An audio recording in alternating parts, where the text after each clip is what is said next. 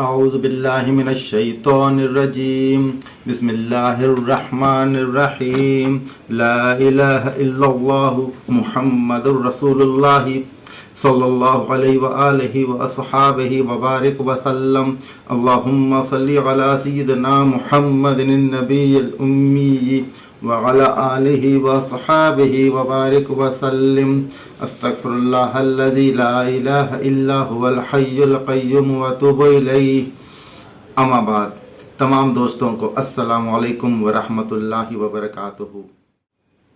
آج کی اس ویڈیو میں ہم لفظ امی جو قرآن پاک میں استعمال ہوا ہے، حدیث میں استعمال ہوا ہے، اس کی تشریح کرنے کی کوشش کریں گے اور ہم دیکھیں گے کہ لفظ امی کی اصل معانی کیا ہے اور اس کا اصل مطلب کیا ہے۔ لفظ امی کا عربی میں بنیاد الف میم میم ہے، مطلب امہ یا اممی۔ صاحب محیط نے کہا ہے کہ یہ لفظ جامد ہے اور بچے کی اس آواز سے ماخوذ ہے جب وہ بولنا سیکھنے سے پہلے ام وغیرہ شروع کرتا ہے، تو اس کی اولین معانی ماں کے ہو گئے۔ بعض لوگ کو امتن بھی کہہ دیتے ہیں اور بعض اس لفظ کو امیہ بھی کہہ دیتے ہیں، جس کی جمع امہات آتی ہے۔ ماں کی آغوش کے اعتبار سے انسان کے مسکن کو کہتے ہیں، قوم اور جماعت کو بھی امتن کہتے ہیں، بالخصوص ہم مسلک اور ہم مشرب گروہ کو۔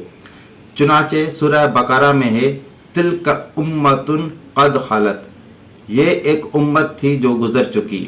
دوسری جگہ انہی کے متعلق ہے ان ھذہ امتکم امۃ واحدہ، مطلب یہ کہ یقیناً یہ تمہاری امت واحدہ ہے۔ نیز امی کے معانی ہر شے کے اصل اور بنیاد کے ہیں، جیسے ام القوم مطلب قوم کا رئیس، ام النجوم مطلب کہکشاں، ام الرأس دماغ، ام القرى مطلب مکہ معظمہ، ام الکتاب کتابوں کی ماں یا علم کی یا کتابوں کی بنیاد۔ ابن فارس نے کہا ہے کہ اس کے بنیادی معانی 4 ہیں: بنیاد اور اصل، مرجع یعنی جس کی طرف رجوع کیا جائے، جماعت یا دین۔ الامت مختلف معانی میں استعمال ہوا ہے، جیسے حالت، نعمت، شان، طریقہ، سنت، وقت، زمانہ، مدت، شریعت اور دین۔ نیز امی کی معانی امام اور ہادی کے بھی ہیں، جیسے ان ابراہیم کان امۃ قانتہ، یا امت سے مراد امام کے ہیں یا پھر حضرت ابراہیم علیہ السلام اپنے آپ میں پوری امت تھے۔ ابن قتیبہ نے بھی امت کی معانی دین، امام اور جماعت کے لکھے ہیں۔ لطائف اللغہ نے بھی یہی معانی لکھے ہیں کہ ایسا آدمی جس میں تمام تر خوبیاں جمع ہو جائیں، دوسرے لفظوں میں ایسا شخص جس میں اللہ تعالیٰ نے تمام جامع اور اعلیٰ صفات جمع کر دی ہوں۔ اب سوال یہ ہے کہ کیا امی کے معنی ان پڑھ ہے؟ بات کہنے کا مطلب یہ ہے کہ حضور صلی اللہ علیہ وسلم کو قرآن پاک میں امی کہا گیا، جس کی معانی معاذ اللہ ان پڑھ بتایا جاتا ہے، یا یہ کہ حضور صلی اللہ علیہ وسلم اعلان نبوت سے پہلے ان پڑھ تھے اور نبوت کے اعلان کے بعد معجزاتی طور پر پڑھنا لکھنا سیکھ گئے، لیکن پھر بھی تمام عمر اپنے ہاتھ سے کچھ نہیں لکھا۔ اب ہم یہ دیکھتے ہیں کہ نبی پاک صلی اللہ علیہ وسلم کے اعلان نبوت سے پہلے کی زندگی کس طرح تھی۔ اس میں ہم نبی پاک صلی اللہ علیہ وسلم نے جو کاروبار کیا تھا حضرت بی بی خدیجہ رضی اللہ تعالیٰ عنہا کے ساتھ، اس کے بارے میں تبصرہ کرتے ہیں کہ حضور صلی اللہ علیہ وسلم 12 سال کی عمر سے ہی کاروبار کی طرف آ گئے تھے، جو بغیر پڑھے لکھے ممکن ہی نہ تھا۔ اب خود حضرت بی بی خدیجہ رضی اللہ تعالیٰ عنہا کے بارے میں BBC اردو نے ایک مضمون آن لائن شائع کیا بتاریخ 17 دسمبر 2020۔ اس میں BBC نے محکوم کیا ہے کہ والد کی جنگ میں ہلاکت کے بعد حضرت خدیجہ رضی اللہ تعالیٰ عنہا نے کاروبار سنبھال لیا۔ BBC کی ایک دستاویزی فلم میں مورخ بیٹنی ہیوز کا کہنا تھا کہ انہیں خود اپنے طور پر دنیا میں آگے بڑھنا آتا تھا۔ हकीकत में उनकी कारोबारी जहानत ने ही उन्हें इस रास्ते पर डाला जिसने आगे चलकर दुनिया की तारीख बदल दी। ये बीबीसी ने हजरत बीबी खदीजा रजी अल्लाह तआला अन्हा के बारे में कहा है। हजरत खदीजा रजी अल्लाह तआला अन्हा मक्का से जो कारोबार करती थी उसके लिए मशरिक वुस्ता के बड़े शहरों में उनके तिजारती काफिले सफर करते थे।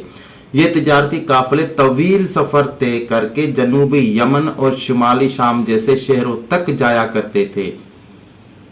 यूनिवर्सिटी ऑफ लीड्स में इस्लामी तारीख के एसोसिएट प्रोफेसर फौजिया बोरा के मुताबिक हालांकि उनकी दौलत का एक बड़ा हिस्सा उन्हें विरासत में मिला था, लेकिन खुद उनकी कोशिशों से उनका कारोबार बहुत वसी हुआ था। काफी शहादतों से यह भी पता चलता है कि हजरत बीबी खदीजा रजी अल्लाह तआला अन्हा का कारोबार हिंदुस्तान तक फैला हुआ था। हिंदुस्तान से उस दौर में भी वो अशिया आती थीं जो आज तक मंगवाई जाती हैं।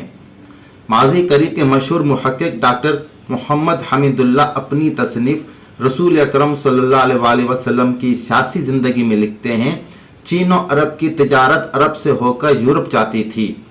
कुरैश का अरब की तिजारत पर हावी रहना, मिस्र, शाम, इराक व ईरान, यमन, अमान, हब्श और सिंध वगैरह से उन्होंने जो तिजारती मुआहिदे कर रखे थे, और हजरत बीबी खदीजा रज़ी अल्लाह तआला अन्हा जैसी अजीम ताजिर और मालदार खातून ने उम्मुल कुरा में से हुज़ूर सल्लल्लाहु अलैहि वसल्लम को अपने तिजारती काफिलों के लिए बतौर सरबराह चुना।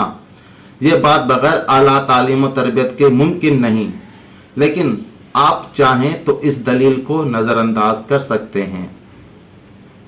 अब हम इजहार नबुव्वत से पहले का एक वाक़या आपको पेश करते हैं। अरब में हर साल जो मशहूर तिजारती मेले मुनक्कद होते तो हुज़ूर सल्लल्लाहु अलैहि वसल्लम भी अपना सामान तिजारत उन मेलों में ले जाया करते। आपकी जानतदारी की बिना पर आप सल्लल्लाहु अलैहि वसल्लम का सामान मेले में आते ही हाथों हाथ बिक जाता। एक दफा एक मेले में आप 20 ऊंट लाए, मगर उसी वक्त किसी काम से बाहर जाना पड़ गया तो अपने गुलाम को ताकीद कर गए कि इन ऊंटों में से एक लंगड़ा है, उसकी निस्फ कीमत वसूल की जाए। फारिग होकर आप वापस तशरीफ लाए तो ऊंट फरोख्त हो चुके थे। गुलाम से दरियाफ्त किया तो उसने माजरत की कि मुझे खरीदारों को लंगड़े ऊंट की बाबत बताना याद न रहा और मैंने उसकी भी पूरी कीमत वसूल कर ली। आप सल्लल्लाहु अलैहि वसल्लम ने खरीदारों का पता दरियाफ्त किया तो उसने बताया कि वो यमन की तरफ से आए थे। आप सल्लल्लाहु अलैहि वसल्लम को इस वाक़े पर बड़ा मलाल था। फौरन गुलाम को साथ लिया और घोड़े पर सवार होकर उनकी तलाश में चल दिए। एक दिन और एक रात की मुसाफत तय करने के बाद उनको पा लिया और उनसे पूछा कि तुमने ये ऊंट कहाँ से खरीदे हैं। वो बोले कि हमारे मालिक ने हमें यमन से मेले में मोहम्मद बिन अब्दुल्लाह के तमाम ऊंट खरीदने के लिए भेजा था और ताकीद की थी कि उसके सिवा किसी और से कुछ सामान न खरीदना।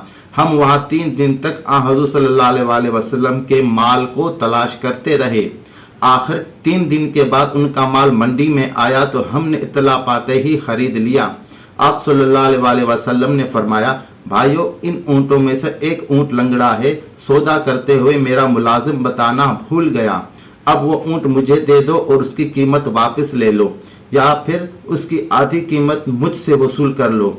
इत्तेफाक से अभी तक उन्हें ऊंट के लंगड़ेपन का इल्म न हुआ था, मगर आप सल्लल्लाहु अलैहि वसल्लम ने वो ऊंट देखते ही फौरन पहचान लिया और वो ऊंट उनसे लेकर उसकी कीमत वापस करती। बाद में जब आप सल्लल्लाहु अलैहि वसल्लम ने ऐलान नबूवत फरमाया तो उन्होंने कहा, हम तो पहले ही सोचते थे कि ऐसा शख्स कोई मामूली आदमी नहीं हो सकता। फौरन खिदमत अक़दस में पहुंचे और शर्फ इस्लाम से बहरामंद हुए।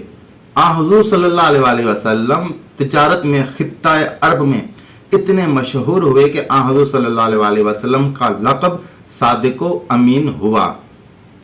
यानी हालात वाक़यात इस बात की मुकम्मल नफी करते हैं कि हुज़ूर सल्लल्लाहु अलैहि वसल्लम वही से पहले नाखानदा थे।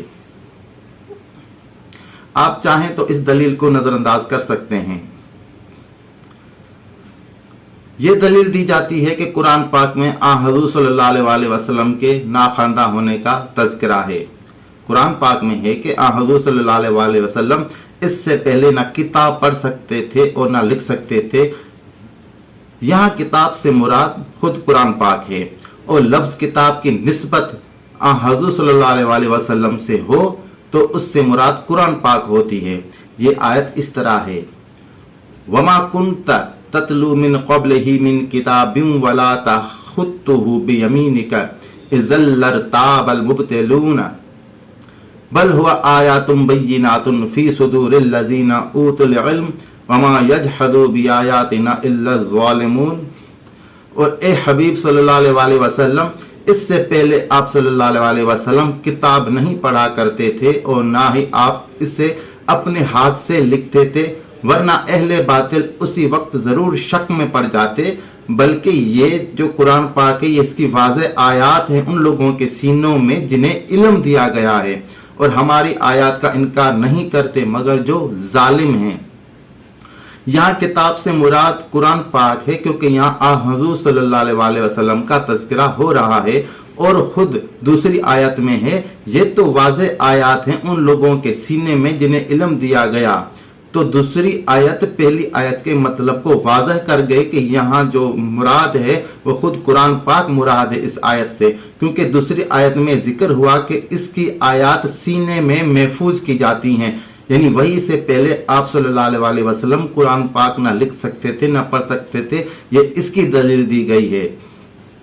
اسی لیے قرآن پاک میں ہے اقرا، یعنی پڑھیں اپنے رب کے نام سے، اور یہ ہے کہ اقرا پڑھیں اور آپ کا رب سب سے بڑھ کر کرم والا ہے جس نے آپ صلی اللہ علیہ وسلم کو قلم سے سکھایا، اور ظاہر ہے پڑھا کتاب سے جاتا ہے، اقرا کتاب سے کیا جاتا ہے، بغیر کتاب کے تو سنایا جاتا ہے۔ اور یہ کہ انسان یعنی حضور صلی اللہ علیہ وسلم کو سکھایا جو وہ نہیں جانتے تھے، یعنی حضور صلی اللہ علیہ وسلم کو پڑھانے اور لکھانے والا خود اللہ پاک ہے۔ اس کے علاوہ الرحمن علم القرآن، یعنی رحمان جس نے قرآن کا علم دیا، خلق الانسان اور انسان کو تخلیق کیا، یعنی اللہ نے قرآن کی تعلیم خود عطا کی اور اس کے بعد انسان کی تخلیق کا ذکر ہوا۔ اب اس سلسلے میں یہ بھی ذکر کرتے ہیں کیا عرب امی یعنی کیا وہ ان پڑھ تھے؟ اب اس میں آپ یہ سوچیں کہ قرآن پاک فصیح و بلیغ عربی میں نازل ہوا اور اسی کو قرآن پاک کا معجزہ کہا گیا۔ اگر عرب امی یعنی ان پڑھ تھے تو ان کو کیسے پتا چلا کہ یہ قرآن پاک فصیح و بلیغ عربی میں ہے اور یہ کسی انسان کا کلام نہیں ہو سکتا؟ ہر نبی کو معجزات اس دور کے حساب سے دیے گئے۔ عرب تو خود کو عرب کہتے ہی اس لیے تھے کہ ان کو اپنی زبان پر فخر تھا، اور غیر عرب کو وہ اجمی یعنی گونگا کہتے تھے۔ وہاں پر بڑے بڑے شاعر اور قصہ گو تھے، لیکن کہا یہ جاتا ہے کہ عرب ان پڑھ تھے، تو ان ان پڑھوں کو قرآن پاک کے معجزے کا پتہ کیسے چلا؟ وہاں پر بڑے بڑے شاعر اور قصہ گو تھے، لیکن کہا یہ جاتا ہے کہ عرب ان پڑھ تھے، تو ان پڑھوں کو قرآن پاک کے معجزے کا پتہ کیسے چلا؟ آپ سندھ یا پنجاب کے کسی ایسے گاؤں میں چلے جائیں جہاں کے لوگ ان پڑھ ہوں، وہاں شاہ عبداللطیف بھٹائی رحمۃ اللہ علیہ یا بابا فرید رحمۃ اللہ علیہ یا بابا بلے شاہ کے اشعار پڑھنا شروع کر دیں، ہدایت تو دور کی بات ان کو سمجھ بھی نہ آئے گا کہ کیا کہا جا رہا ہے۔ شاہ بھٹائی یا بابا فرید کے اشعار کو سمجھنے کے لیے کوئی عام نہیں سندھی زبان یا پنجابی زبان کا بہت بڑا ماہر چاہیے۔ قرآن پاک کا اتنی اعلیٰ اور بہترین عربی میں ہونا اس بات کا ثبوت ہے کہ جس قوم سے مخاطب کیا جا رہا ہے وہ بھی اپنی زبان میں اتنی ہی مہارت رکھتی ہے۔ آپ چاہیں تو اس دلیل کو نظر انداز کر سکتے ہیں۔ اب سورہ بقرہ کی یہ آیت ملاحظہ فرمائے جو امی لفظ کے ان پڑھ معنی کی خود تردید کر رہی ہے۔ وَمِنْهُمْ أُمِّيُّونَ لَا يَعْلَمُونَ الْكِتَابَ إِلَّا أَمَانِيَّ وَإِنْهُمْ إِلَّا يَظُنُّونَ فَوَيْلٌ لِّلَّذِينَ يَكْتُبُونَ الْكِتَابَ بِأَيْدِيهِمْ ثُمَّ يَقُولُونَ هَٰذَا مِنْ عِندِ اللَّهِ لِيَشْتَرُوا بِهِ ثَمَنًا قَلِيلًا فَوَيْلٌ لَّهُم مِّمَّا كَتَبَتْ أَيْدِيهِمْ وَوَيْلٌ لَّهُم مِّمَّا يَكْسِبُونَ۔ اور بعض ان میں سے امی یا ان پڑھ ہیں جو کتاب نہیں جانتے، یا امی کی معنی یا امی کی ترجمہ ان پڑھ میں نے اس لیے کیا ہے کہ اس کی ترجمہ ہمیں انٹرنیٹ سے یہی ملتا ہے، تو ان کے حساب سے میں ترجمہ کر رہا ہوں۔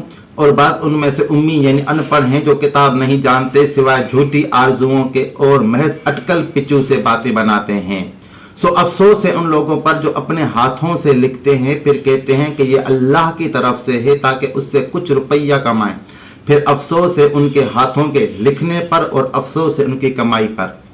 अब सूरह बकरा के आयत 78 में उम्मी का तर्जमा अनपढ़ लिखा गया, लेकिन दूसरी आयत उनके अनपढ़ होने की तरदीद कर रही है कि अफसोस उन लोगों पर जो अपने हाथों से लिखते हैं। सवाल यह है कि जब वो उम्मी अनपढ़ हैं तो वो अपने हाथों से किताब कैसे लिख लेते हैं।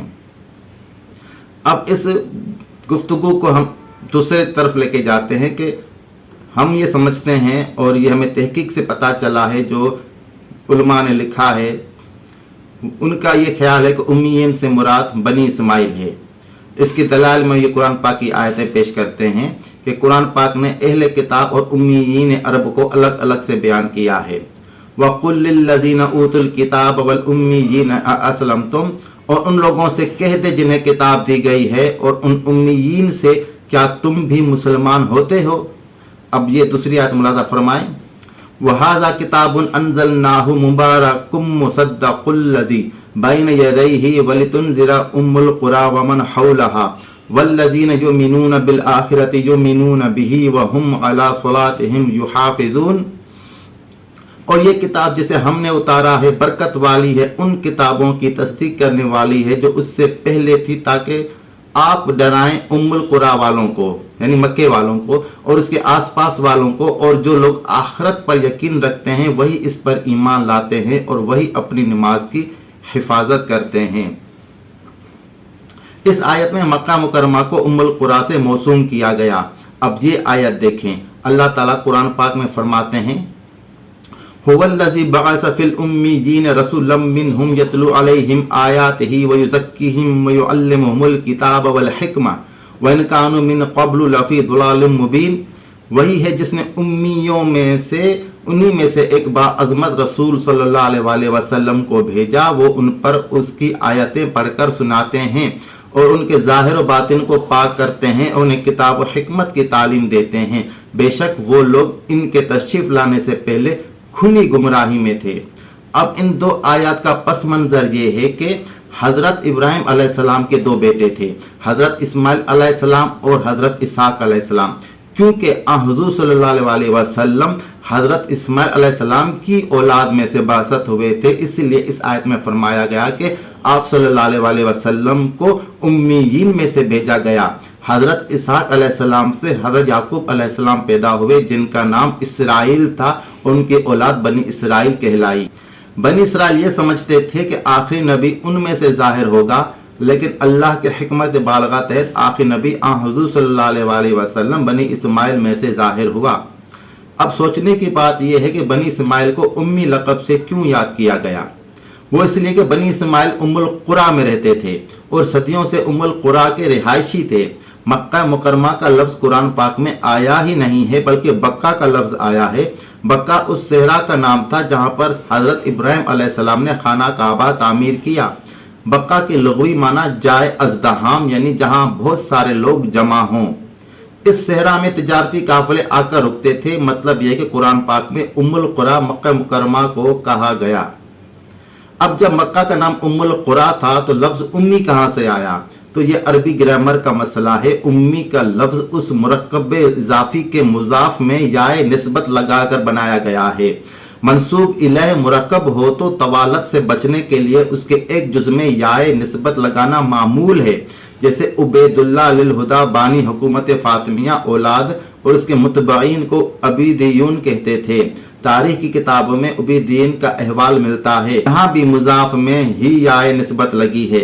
इसी तरह अब्दुल दार से अब्दरी है, वैसे ही उम्मुल कुरा से उम्मी लफ्ज है।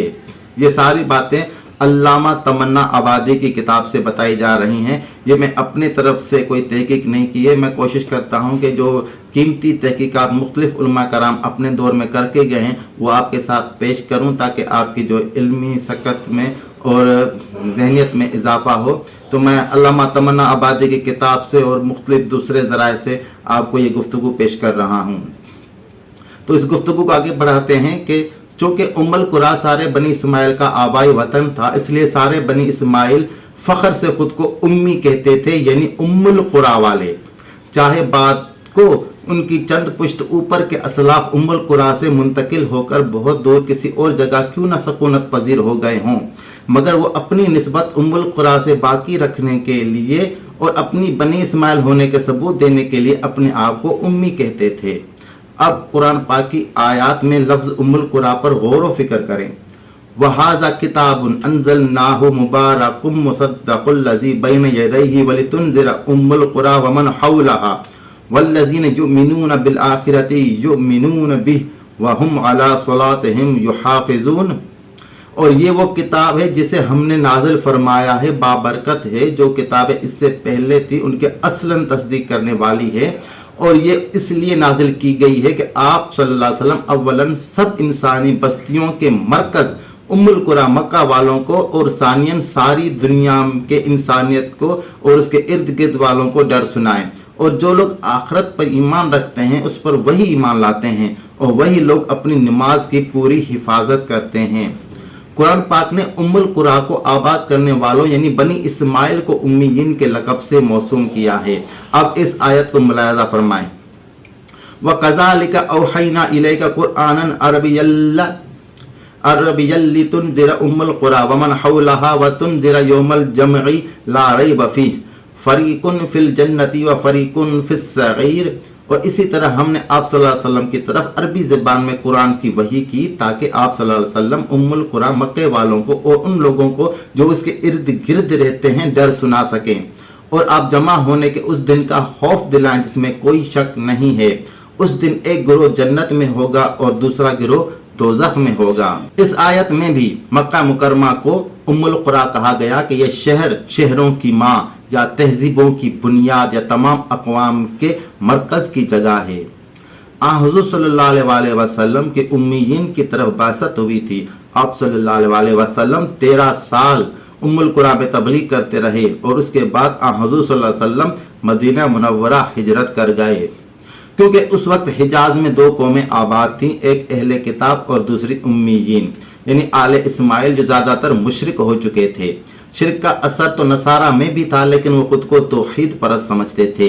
حضور صلی اللہ علیہ وسلم کا لقب امی اس لیے ہے کہ آپ ام القریٰ میں امیین کی ہدایت کے لیے مبعوث ہوئے، اور یہی معنی حرباب حسین کما رحمۃ اللہ علیہ کے بیٹے حضرت پیر تابش کما رحمۃ اللہ علیہ نے اپنی کتاب میں کی ہے۔ جس طرح اہل کتاب کے لیے آپ صلی اللہ علیہ وسلم نبی تھے، ویسے ہی آل اسماعیل کے لیے امی تھے۔ اس کے علاوہ مدینے میں بھی بنی اسماعیل کی ایک معقول تعداد آباد تھی۔ مدینہ طیبہ کے 2 مشہور قبیلے اوس اور خزرج بھی انہی میں سے تھے۔ اس کے علاوہ مدینہ طیبہ کے اطراف میں رہنے والے بھی بنی اسماعیل امیین میں سے ہی تھے۔ مکہ مکرمہ یا ام القریٰ میں 2 جماعتیں تھیں، مومنین اور کافر، لیکن مدینہ منورہ میں مومنین کی اکثریت سے کفار مرعوب ہو گئے، اور ایک تیسری جماعت وجود میں آ گئی جس کو منافقین کہا جاتا ہے۔ کیونکہ سورہ بقرہ مدنی سورت ہے، اس لیے اس کی ابتدا میں ہی پہلے مومنین، پھر کفار اور اس کے بعد منافقین کا ذکر ہے۔ اگر اس وقت کے پورے حجاز کو لیا جائے تو یہ بات سمجھ میں آ جاتی ہے کہ اس وقت خطہ حجاز میں بنی اسرائیل اور بنی اسماعیل آباد تھے، اور بنی اسماعیل کو بنی اسرائیل امی کہتے تھے، اور خود بنی اسماعیل بھی خود کو اسی لقب سے ملقوب کرتے تھے، اس لیے قرآن پاک نے ان کو امی کہا، اور یہ بات واضح ہو چکی کہ امی لفظ ام القریٰ سے ہی نکلا ہے۔ بنی اسرائیل کے لیے حضور صلی اللہ علیہ وسلم نبی تھے، اور بنی اسماعیل کے لیے امی تھے۔ اب ثابت یہ کیا جاتا ہے کہ حضور صلی اللہ علیہ وسلم معاذ اللہ ان پڑھ تھے، اور آپ کا 40 سال ان پڑھ رہ کر ایک دم سے پڑھا لکھا ہو جانا البتہ ایک معجزہ تھا۔ اب اس بارے میں ایک حدیث بھی ملاحظہ فرمائیں، اور یہ حدیث صحیح بخاری اور صحیح مسلم میں موجود ہے کہ حضور صلی اللہ علیہ وسلم نے فرمایا، ہم امی قوم ہیں، لکھتے پڑھتے نہیں، مہینہ اس طرح ہوتا ہے، یعنی کبھی 29 کا اور کبھی 30 دن کا۔ صحیح بخاری صحیح مسلم۔ اس روایت سے ثابت ہوتا ہے کہ حضور صلی اللہ علیہ وسلم نبوت کے بعد بھی ناخواندہ تھے، معاذ اللہ، نعوذ باللہ۔ علامہ تمنا آبادی فرماتے ہیں یہ حدیث مختلف طریقوں سے مروی ہے، اور صرف اسود بن قیس ہی سے مروی ہے۔ یہ بہت بڑا فسادی تھا، کوفے کے بلوائی قاتلین حضرت عثمان ذو النورین رضی اللہ تعالیٰ عنہ کا سرغنہ تھا۔ حضرت معاویہ رضی اللہ تعالیٰ عنہ کے دور تک چھپا رہا، انہی کی وفات کے بعد راوی حدیث بن کر نمودار ہوا، اور اس حدیث میں نہ صرف آن حضور صلی اللہ علیہ وسلم کو حساب کتاب سے لا علم ظاہر کیا گیا بلکہ پوری قوم بنی اسماعیل کو بھی حساب کتاب سے نابلد قرار دے دیا گیا، جس سے ظاہر ہوتا ہے کہ یہ ایک سازش ہے۔ کیا آن حضور صلی اللہ علیہ وسلم باوجود مشہور کاروباری شخصیت ہونے کے ایک ناخواندہ شخص تھے، اور کہ نبوت کے بعد بھی کیا آن حضور صلی اللہ علیہ وسلم کو گنتی تک نہیں آتی تھی؟ اور کیا آپ کو پتا ہے قرآن مجید میں 1 سے 1 لاکھ تک کے اعداد کی گنتی موجود ہے، جیسے اللہ احد ہے، قل هو اللہ احد سورہ اخلاص، 2 گواہ عدل و انصاف والے تم سے سورہ مائدہ، متعلقہ بیویوں کی عدت 3 حیض سورہ بقرہ، بچہ ماں کی پیٹ میں 3 تاریکیوں میں رہتا ہے سورہ زمر، 4 پرندوں میں سے لے لو سورہ بقرہ، 4 شہادتیں قسمیں اللہ تعالیٰ کی۔ اور بعض لوگ اصحاب کہف کے بارے میں کہتے ہیں کہ 5 ہیں اور 6واں کتا ہے، بعض کہتے ہیں 7 ہیں 8واں کتا ہے سورہ کہف۔ اللہ نے 6 دنوں میں کائنات تخلیق کی سورہ آراف، 8 قسم کے 4 پائے سورہ الانعام، 8 برس سورہ قصص، 9 قبیلے سورہ کہف، اور یہ پورے 10 ہوئے سورہ الانعام، 11 ستارے سورہ یوسف، 12 جھرنے سورہ بقرہ، دوزخ پر 19 فرشتے سورہ مدثر، 2 2 3 3 4 4 سے نکاح کر لو سورہ نساء۔ پھر آیات وراثت میں نصف میراث، ثلث میراث، ربع میراث اور ثمن میراث، آدھا، تہائی، 2 تہائی، چوتھائی اور 8ویں حصے کا حساب۔ تو یہ سب حساب کتاب قرآن پاک نے بیان کیے۔ اس کے علاوہ 10 راتیں گواہ ہیں سورہ فجر، اگر تم میں سے 20 مجاہد ہوں سورہ انفال، بچے کے حمل میں رہنے اور پیدائش کے بعد دودھ چھڑائی تک وقت کی مدت 30 مہینے بتائی گئی ہے، 40 برس کی عمر سورہ احقاف، مگر 50 برس سورہ عنکبوت، 60 مسکین سورہ مجادلہ، 80 درے سورہ نور، 99 دمبیاں سورہ سواد، 100 برس سورہ بقرہ، غالب آ جائیں گے 200 پر سورہ انفال، 300 برس سورہ کہف، اگر تم میں سے 1000 ہوں تو 2000 پر غالب آ جائیں گے سورہ انفال، 3000 ملائکہ سورہ آل عمران، 5000 فرشتے سورہ آل عمران، 50,000 برس سورہ معارج، 100,000 کی طرف یعنی 1 لاکھ یا اس سے زیادہ سورہ صافات۔ قرآن پاک ایسی کتاب جس میں 1 سے لے کر 1 لاکھ تک گنتی ہو اور ہر قسم کی گنتی موجود ہو، جس میں تقسیم میں میراث کا پیچیدہ حساب کتاب ہو، زکوٰۃ اور مال غنیمت کا حساب ہو، اور پھر جس ہستی پر کتاب اترے اسے گنتی تک نہ آتی ہو، جیسا کہ بتائی گئی روایت سے ظاہر ہوتا ہے۔ اللہ پاک ارشاد فرماتے ہیں وَنَزَّلْنَا عَلَيْكَ الْكِتَابَ تِبْيَانًا لِكُلِّ شَيْءٍ سورہ نحل، اور ہم نے آپ صلی اللہ علیہ وسلم پر وہ عظیم کتاب نازل فرمائی ہے جو ہر چیز کا بڑا واضح بیان ہے۔ صحیح کے لفظ کا اطلاق کائنات کے ہر وجود پر ہوتا ہے، خواہ وہ مادی ہو یا غیر مادی۔ جو چیز بھی رب ذوالجلال کی تخلیق ہے شیء کہلاتی ہے، چنانچہ ہر شیء کا تفصیلی بیان قرآن کے دامن میں موجود ہے۔ اور ارشاد فرمایا وَتَفْصِيلَ كُلَّ شَيْءٍ، اور قرآن میں ہر شے کی تفصیل ہے۔ اور ایک اور مقام پر ارشاد ہے ما فرطنا فی الکتاب من شیء، اور ہم نے کتاب میں کوئی چیز نہیں چھوڑی جسے صراحتاً یا کنایتاً بیان نہ کر دیا ہو۔ چونکہ ازل سے ابد تک جملہ حقائق اور ما کان وما یکون کے جمیع علوم قرآن مجید میں موجود ہیں، اس لیے اس حقیقت کو اس انداز سے بیان کیا گیا ہے ولا رطب ولا یبس الا فی کتاب مبین، اور نہ کوئی تر چیز ہے اور نہ کوئی خشک چیز مگر روشن کتاب میں سب کچھ لکھ دیا گیا ہے۔ اس آیت کریمہ میں 2 لفظ رطبن اور یبسن استعمال ہوئے ہیں۔ رطب کی معنی تر ہے اور یبس کی معنی خشک۔ یہ آیت قرآنی اعجاز اور فصاحت و بلاغت کی دلیل اتم ہے، کیونکہ کائنات ارض و سما کا کوئی وجود اور کوئی ذرہ ایسا نہیں جو خشکی اور تری کی دونوں حالتوں سے خارج ہو۔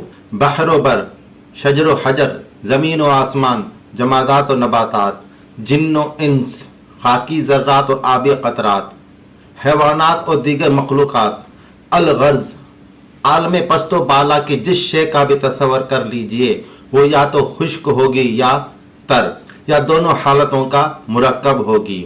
قرآن نے صرف 2 لفظ ولا رطب ولا یابسن استعمال کر کے در حقیقت ساری کائنات کے ایک ایک ذرے کو بیان کر دیا، کہ اس کا علم قرآن پاک میں موجود ہے۔ ایک اور مقام پر ارشاد فرمایا گیا وَكُلَّ شَيْءٍ فَصَّلْنَاهُ تَفْصِيلًا، اور ہم نے قرآن میں ہر چیز کی پوری تفصیل سے واضح کر دیا ہے۔ علوم و فنون کے اعتبار سے جامعیت قرآن کا اندازہ اس امر سے بھی لگایا جا سکتا ہے کہ علماء اسلام نے جملہ علوم کی انواع و اقسام سب قرآن حکیم سے ہی اخذ کی ہیں۔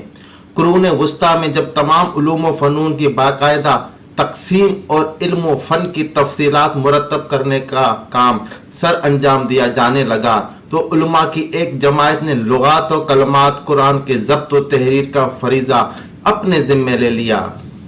اس میں سے مخارج حروف کی معرفت، کلمات کا شمار، صورتوں اور منزلوں کی گنتی، سجدات و علامات، آیات کی تعداد و تعین، حصر کلامات، متشابہہ و متماثلہ آیات کا احصاء، الغرض تعرض معانی و مطالب کے بغیر جملہ مسائل قرأت کا کام سر انجام دینا، ان کا نام قرآ رکھا گیا۔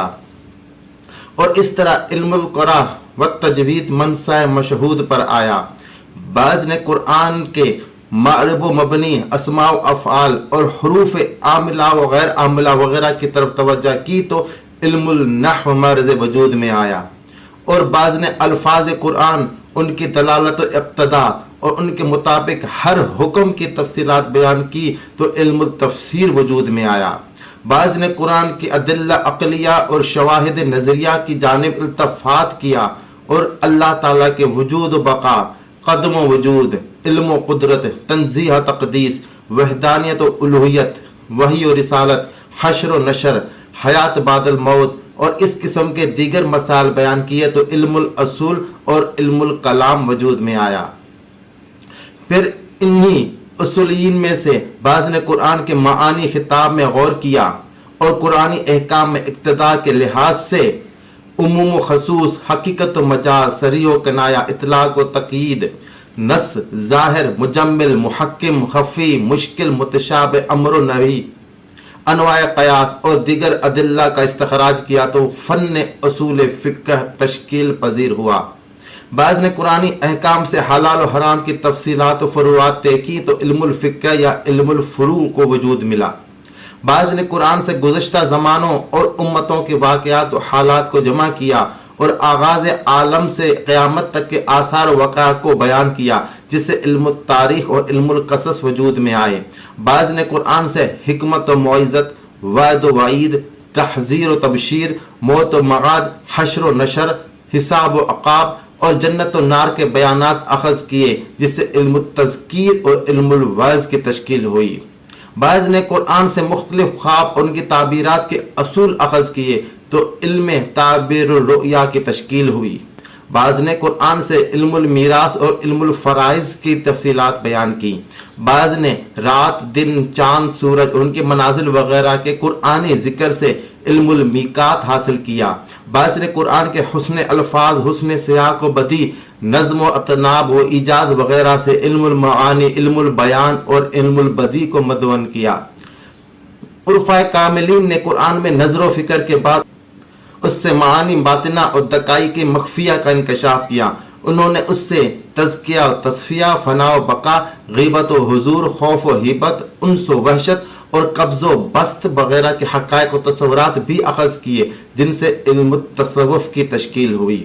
بعض علماء نے قرآن مجید ہی سے طب، حیت، ہندسہ، جدل، جبر و مقابلہ، نجوم اور مناظرہ وغیرہ جیسے عقلی علوم و فنون اخذ کیے اور ان کی تفصیلات بھی طے کی۔